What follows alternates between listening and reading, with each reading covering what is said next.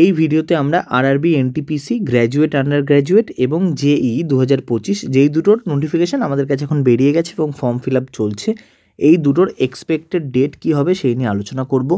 তো দেখো, ফার্স্টে আমরা এই যে আমাদের গ্রুপ বেঙ্গল কম্পিটিটিভ অ্যারেনা, এখানে প্রচুর SMS এসেছিলো যে এক্সপেক্টেড ডেট কী হবে। তো এইটার জন্যই ভিডিওটা বানানো, নাহলে বানাতাম না হয়তো। তো যারা যারা গ্রুপে এখনও নেই জয়েন করে নাও, এটা আমাদের টেলিগ্রাম চ্যানেল, এখানেও তুমি জয়েন করে নিতে পারো। দুটোই তোমাদের জন্য খুব হেল্পফুল হবে। এখানে তুমি প্রচুর ফ্রি ম্যাটেরিয়াল পাবে, এখানেও তুমি তোমাদের নিজের ডাউট পোস্ট করতে পারবে।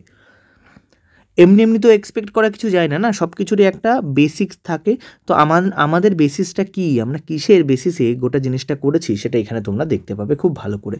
দেখো, ফার্স্ট সবার প্রথম 1 নম্বর নোটিফিকেশান 2024-এ এএলপি কী বার করেছিল, আরআরবি কী বার করেছিল, এএলপি নোটিফিকেশানটা বার করেছিল। ওকে, ফেব্রুয়ারি 19-এ এর অ্যাপ্লিকেশনের লাস্ট ডেট ছিল। CBT 1 শুরু হয়েছিল নভেম্বর 25-এ। তাহলে কত টাইম লাগলো? 210 দিন টাইম লাগলো। ওকে, টেকনিশিয়ান বার করেছিল এপ্রিলের 8 তারিখ, ডিসেম্বরের 10 তারিখে পরীক্ষা হয়েছে, 246 দিন টাইম লেগেছে। কিন্তু সবথেকে আশ্চর্যজনক জিনিস হয়েছে এই জেইর বেলায়। কেন? জেইতে আগস্ট 29, 2024-এ অ্যাপ্লিকেশান এন্ড হয়ে গেছে, কিন্তু ডিসেম্বর 16-তে পরীক্ষাও শুরু হয়ে গেছে। মানে অ্যাপ্লিকেশান শেষ হওয়ার 109 দিনের মাথায় কিন্তু পরীক্ষাটা হয়েছে। আগস্ট থেকে সেপ্টেম্বর, অক্টোবর, নভেম্বর, ডিসেম্বর, 90 দিন। হ্যাঁ, তো একদম আগস্ট থেকে সেপ্টেম্বর, অক্টোবর, নভেম্বর, হ্যাঁ ঠিকই তো বললাম। তো একদম 109 দিনের মাথায় পরীক্ষাটা হয়েছে। তো এটা একটা খুবই আশ্চর্যজনক ব্যাপার যে এত তাড়াতাড়ি পরীক্ষা কিন্তু রেলে সচরাচর হয় না। বাকি সবগুলো দেখো 200+ দিন, কিন্তু এই একটা মাত্র আছে যেটাতে 109 দিনে পরীক্ষাটা হয়েছে। আচ্ছা, এনটিপিসি 2024 13 তারিখ, অক্টোবরের 13 তারিখে form fill up last date ছিল। পরীক্ষা হয়েছে 5 তারিখ থেকে, 255 দিন, আবার 200+ আমরা দেখতে পাচ্ছি। তারপর আন্ডার গ্র্যাজুয়েটও তাও দেখো আগস্ট 7-এ হয়েছে, অক্টোবর 2027-এ ফর্ম ফিল আপ শেষ হয়েছিল, 284 দিন, এটাই সবচেয়ে বেশি দিন নিয়েছে। আর লাস্ট গ্রুপ ডি, যেটা নভেম্বর 17টা টেন্টেটিভ ডেট, আমার মনে হয় না এই দিন আর এটার হবে, কারণ অলরেডি আমাদের 8 তারিখ হয়ে গেছে আর 9 দিন পড়ে আছে। একটা কোর্ট কেসও এর জন্য চলছে ITI ব্যাপারটা নিয়ে। তো দেখা যাক ওটা কী হবে। আমার তো মনে হচ্ছে না যে কিছু আদৌ ফলাফল বেরোবে, কারণ যে রিক্রুটমেন্ট অথরিটি তার হাতেই সব থাকে। এবার যেটা কোর্ট রায় দেবে সেটা আমাদের মেনে নিতে হবে। তো এটাতেও 268 দিন। তো টোটাল গড়ে দেখলে শুধুমাত্র আমরা জেইর ক্ষেত্রে আমরা দেখতে পাচ্ছি 100 দিনে হয়েছে।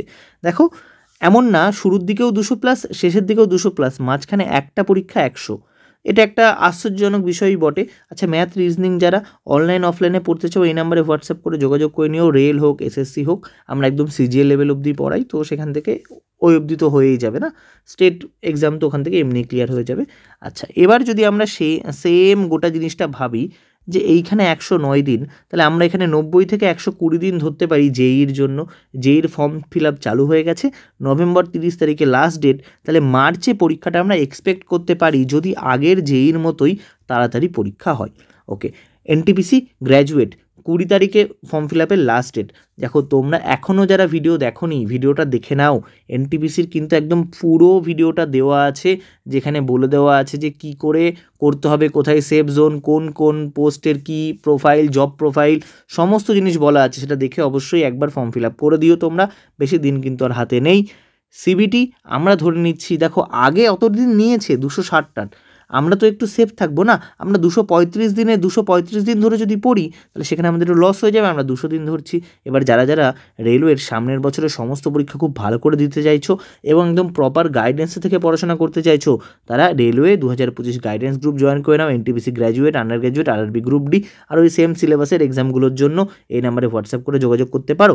তাহলে আমরা যখন পড়বো তখন 200 দিন ধরে পড়বো না এই গ্রুপে। আমরা তো 235 দিন টার্গেট করবো না, কারণ হঠাৎ করে যদি 35 দিন না হয়ে 200 হয়, আমরা ফেসে যাব।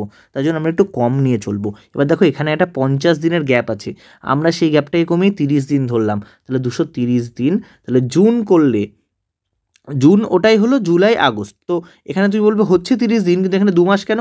কারণ এই যে নভেম্বরের 20, তো 6 মাস তুমি যেই 200 দিন ধরবে, মোটামুটি ওটা নভেম্বরের 20 থেকে জুনের একদম শেষ হয়ে যাবে, আবার এটা আগস্টে শুরু হয়ে যাবে। তো জিনিসটা এরকম হচ্ছে যে আমার এক্সপেকটেশন এটা বলে যে এই মাসে পরীক্ষা হবে না।